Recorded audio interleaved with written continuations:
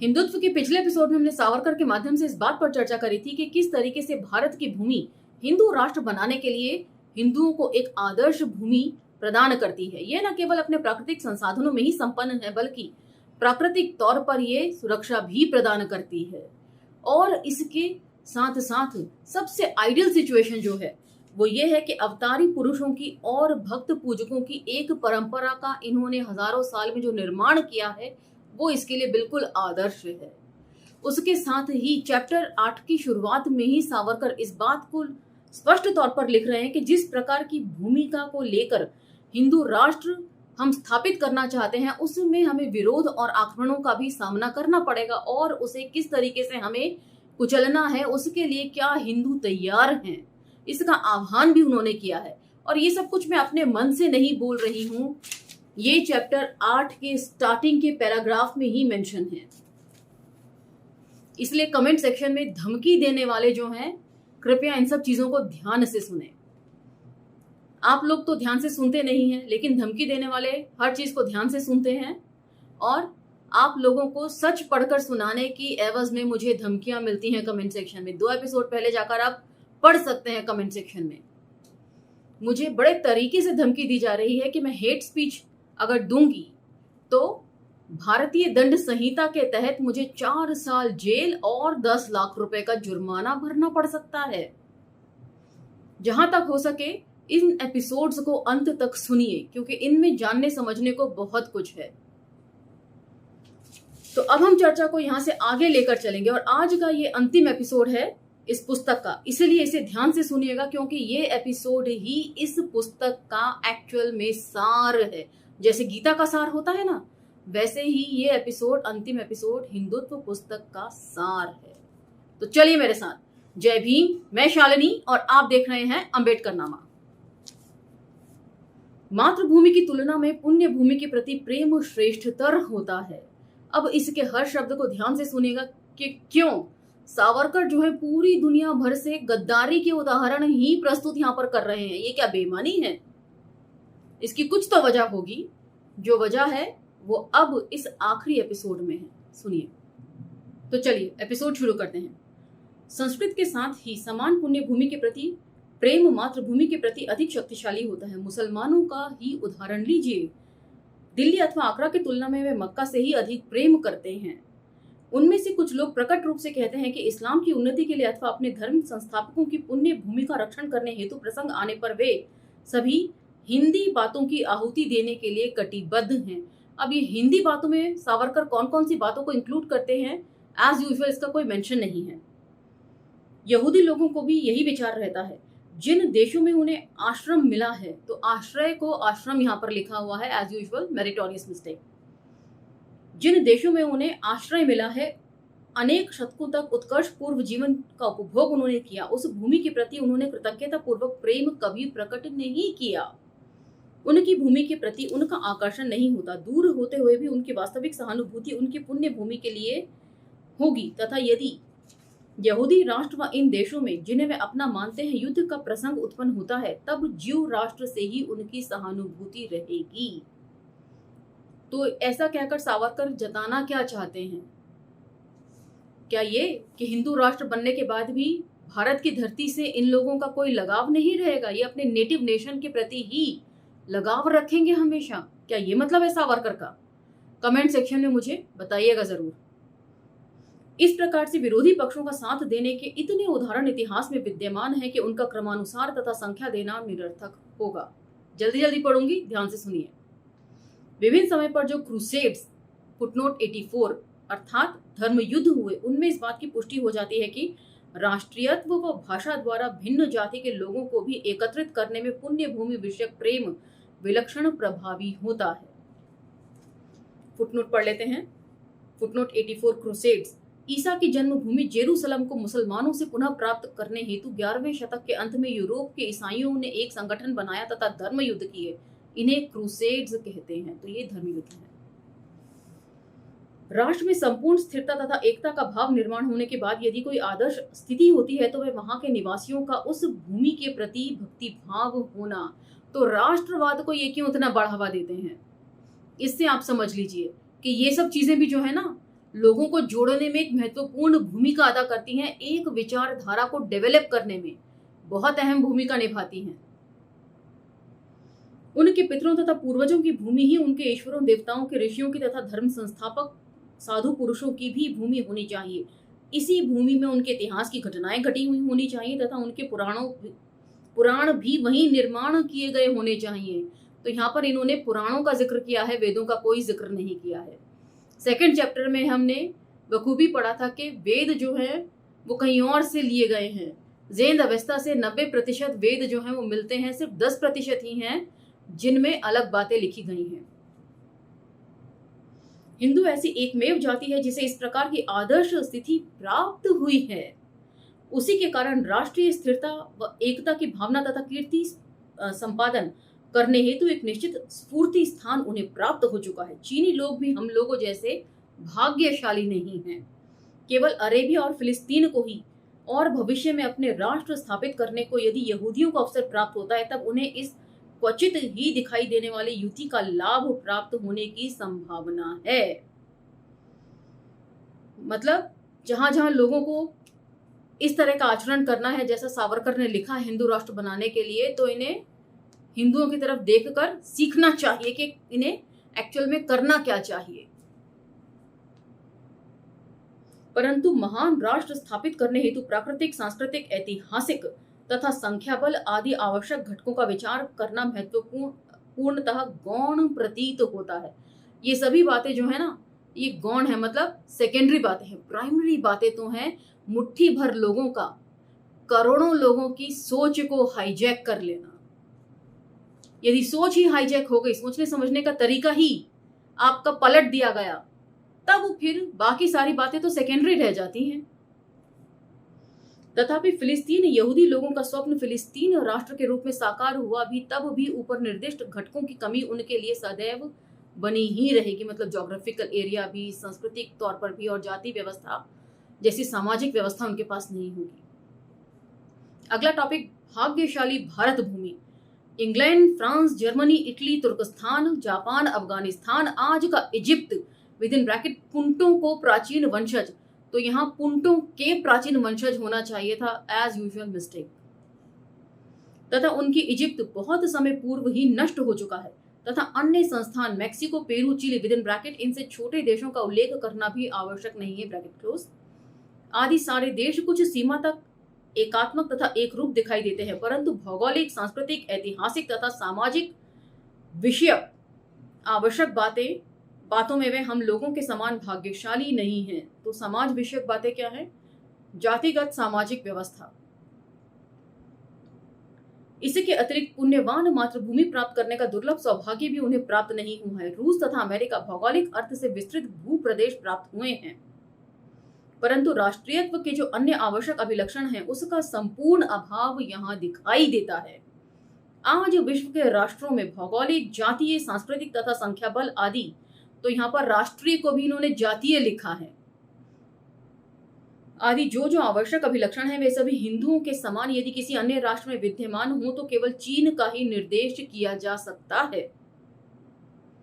परंतु संस्कृत जैसी पावन तथा पूर्णत्व को पहुंचने वाली भाषा का तथा पुण्यवान मातृभूमि को जन्मसिद्ध समान उत्तराधिकार हम लोगों को प्राप्त है। इस कारण राष्ट्रीय एकता निर्माण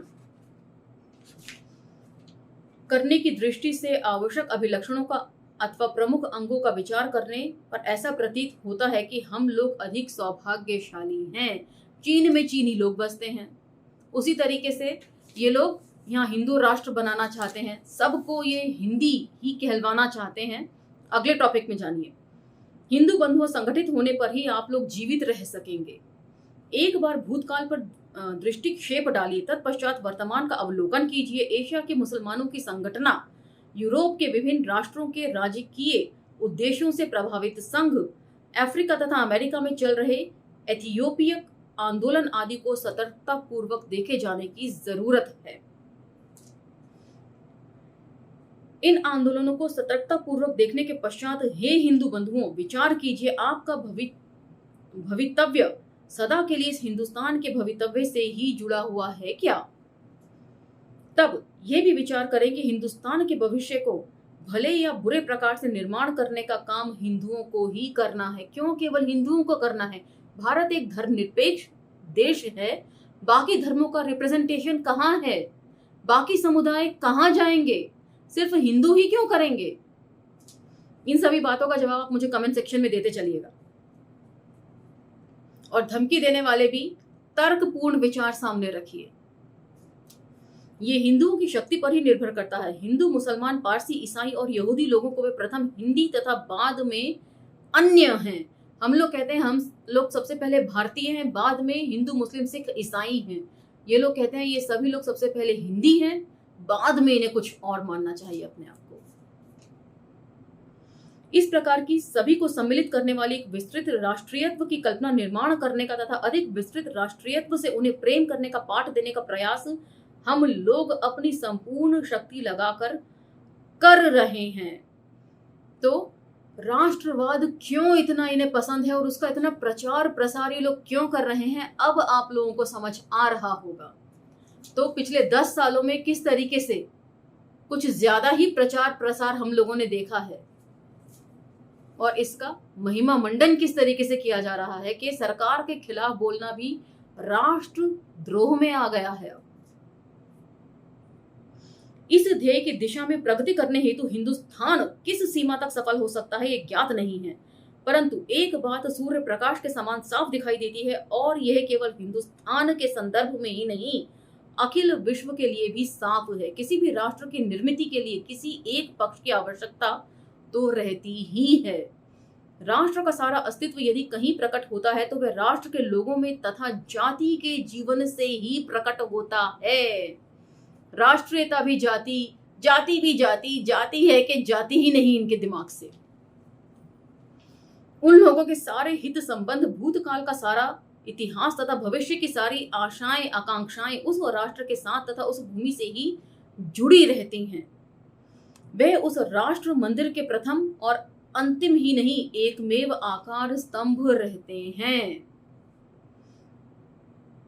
तुर्कस्तान का ही उदाहरण लीजिए। राज्य क्रांति के पश्चात युवा तुर्कों को अपनी लोकसभा तथा सैनिक संगठनों में भर्ती करने हेतु लोगों पर धार्मिक या अन्य कोई भी प्रतिबंध न लगाते हुए तथा केवल अर्हता के आधार पर आर्मेनियन एवं ईसाई लोगों की नियुक्तियां की। अब इस उदाहरण को आगे जो सावरकर प्रस्तुत कर रहे हैं ध्यान से सुनिएगा। इसके जरिए ये क्या जताना चाह रहे हैं इसे भी ध्यान से सुनिए। परंतु सर्बिया के साथ जब तुर्कस्तान का युद्ध हुआ तब ईसाइयों ने तथा आर्मेनियनों ने फुटनोट 85 ने ही प्रथम इसमें बाधा डाली। तो फुटनोट पहले पढ़ लेते हैं, ये अंतिम फुटनोट है इस पुस्तक का। फुटनोट 85 आर्मेनियन क्या होते हैं? रोम कैथोलिक व प्रोटेस्टेंट पंथ के ईसाई लोग। आर्मेनियन ईसाइयों को तुर्कों ने बहुत पीड़ा दी। इस कारण सन 1914 में यूरोप के राष्ट्रों से तुर्कस्तान ने युद्ध किया। तब आर्मेनियन तुर्कों के विरोध में ईसाई राष्ट्रों के साथ हो गए और इस तरीके से लोग जस्टिफाई कर रहे हैं इस भारतीय भूमि के प्रति अपनी जिम्मेदारी न होने को। तत्पश्चात उनके जो सैन्य दल तुर्की सेना में थे उन्होंने सर्बिया के लोगों से अधिक निकट संबंध बना लिए और वे उनसे जा मिले। अमेरिका का उदाहरण भी इस बात का प्रमाण प्रस्तुत करता है। जर्मनी के साथ युद्ध प्रारंभ होते ही जर्मन मूल के नागरिकों ने अमेरिका का साथ नहीं दिया तथा अमेरिका को इस भीषण दृश्य को देखना पड़ा। वहां के नीग्रो लोग अपने श्वेत बंधुओं से सहानुभूति नहीं रखते, मतलब ब्लैक्स जो है वो व्हाइट से कोई सिंपैथी नहीं रखते। उनका हृदय अफ्रीका निवासी नीग्रो लोगों के प्रति ही अधिक सहानुभूति दिखाते हैं। अतः अमेरिका का भविष्य उज्जवल करने का काम वहां के मूल घटकों की एंग्लो सैक्सन शक्ति की तथा कर्तव्य पर निर्भर करता है। इसकी भी स्पेलिंग मिस्टेक है। यदि यही सच हिंदुओं के बारे में भी है तो सावरकर ने यहाँ पर जिन जिन का भी एग्जाम्पल दिया है, ये लोग जिस भी देश में जाके बसे वहां अल्पसंख्यक यानी माइनॉरिटी के तौर पर ही ये लोग जाने गए और वहां की सामाजिक और राजनीतिक जीवन में इनका हस्तक्षेप शायद न के बराबर ही रहा होगा। और सावरकर ये सारे एग्जाम्पल्स तब कोट कर रहे हैं जब यहाँ पर सैकड़ों साल देश किसी का भी गुलाम रहा हो, राजनीतिक तौर पर कोई भी शासन यहाँ पर कर रहा हो, लेकिन सामाजिक, सांस्कृतिक, आर्थिक और शिक्षा व्यवस्था सब जो है ये तथा कथित हिंदुओं के हाथों में ही बनी रही है। तो अब आप समझ सकते हैं सैकड़ों साल जब देश गुलाम रहा तो कैसे ये लोग मजे में थे, कैसे ये लोग राज दरबारी बन के मजा उठा रहे थे। इनकी निष्ठा इस देश के प्रति कभी थी ही नहीं। इस तरह के उदाहरण कोट करके सावरकर सिर्फ यही तो जता रहे हैं कि हिंदुओं की निष्ठा भी यहाँ पर कभी नहीं रही। इसीलिए गुलामी से इन्हें कोई फर्क नहीं पड़ा, इन्होंने तो हर सूरत में व्यवस्था के साथ साठगांठ करके मजे ही उठाए हैं। जिनका भूत भविष्य तथा वर्तमान उनकी पितृभूमि व पुण्य भूमि से हिंदुस्तान की भूमि से निकट से जुड़ा हुआ है, वही हिंदू लोग इस भूमि का वास्तविक आकार है। वे हिंदू राष्ट्र के एकनिष्ठ व अंत तक रक्षा करने वाले सैनिक हैं। वे हिंदू राष्ट्र के एकनिष्ठ व अंत तक रक्षा करने वाले सैनिक हैं, ऐसा प्रतीत होता है। तो अब इन सभी बातों को मद्देनजर रखते हुए ये बात कही जा सकती है कि इन लोगों की निष्ठा कभी भी भारतीय राष्ट्र के प्रति नहीं थी। इनकी शुरू से ही एक मंशा रही है, जब से ये अपने आर्यनवासी पारसिक बंधुओं, जो चैप्टर 2 में हमने पढ़ा, से छुटकारा पाकर सप्त सिंधु के मुहानों पर आए हैं, तब से ही ये हिंदू राष्ट्र ही बनाना चाहते हैं। यहाँ के संसाधनों का मिसयूज ही करना चाहते हैं, यही इनकी इंटेंशन है। नेक्स्ट टॉपिक, देशद्रोही गतिविधियों का कठोरता पूर्वक निर्मूलन करो। देशद्रोही गतिविधियां क्या हैं? पिछले 10 साल में तो ये सरकार के गलत नीतियों पर बोलना भी देशद्रोही गतिविधियों के तहत आने लगा है। और 3rd चैप्टर में भी हमने पढ़ा, सावरकर ने स्पष्ट तौर पर अपनी लेखनी के जरिए लिखा है, इसी पुस्तक के 3rd चैप्टर में बता रही हूं कि बौद्धों के साथ इन्होंने क्या किया। सावरकर के विचार एकदम स्पष्ट हैं कि यदि हमारे विरोधी विपरीत विचारधारा के हों तो उनका और भी निर्मम तरीके से कुचला जाना जरूरी है।